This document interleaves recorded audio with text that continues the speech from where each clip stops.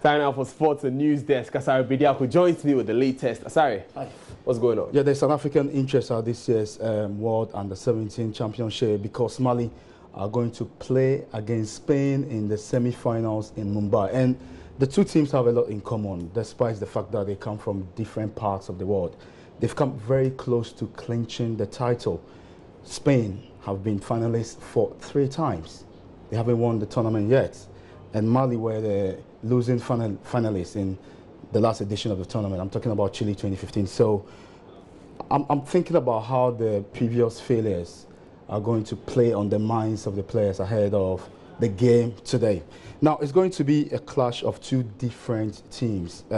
Mali are very physical. They hinge their football on power play, athleticism, and Spain are very stylish. I mean, if you know how Barcelona and Madrid play, they keep the ball on the turf. But I think Mali should make the most of their physicality. And you saw their game against Ghana. Ghana were technically better, but they were stronger, they were fitter, and it was the reason they won that game. So I'm expecting Mali. Wouldn't that be a temptation for them to concede penalties or infringements? But you have to apply common sense. You can go in for a tackle and at the end of the day, you will not get booked. I think Mali should not be afraid to take the game to Spain. Right.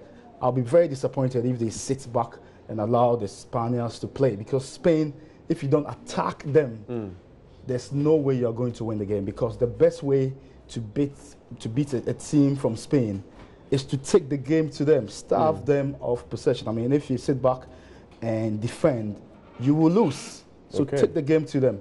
And I think that Mali will do Africa proud. It would be wonderful if they book their 2nd finals this year in the Under-17 tournament. They were in the finals in 2015. There's also another game, England versus Brazil, and that game is kicking off at 11:30 today.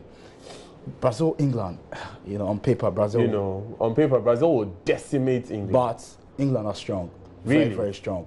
And they have developed their football over the years. I don't like to make predictions about youth teams because, it can go any way. Yes, it's very difficult to predict. It's very difficult to predict youth teams. Yes, because at that stage, trophies don't matter. What matters is exposure, developing them. And there has to be a progression to the Under-17, from Under-17 to the Under-20, to the Under-23, and to the mainstream national team. So results don't really matter at this stage. What is important is developing talent. The future of the game. Yes, developing talent for future use. So I'm expecting a very 2 good games today. Great. I can't wait to see them myself. We'll be rooting for Mali. I mean, of course, we have to root for Mali. Even though they beat Ghana in the quarterfinals. It's an African team. Yes, it's an African team. A West African team. Exactly.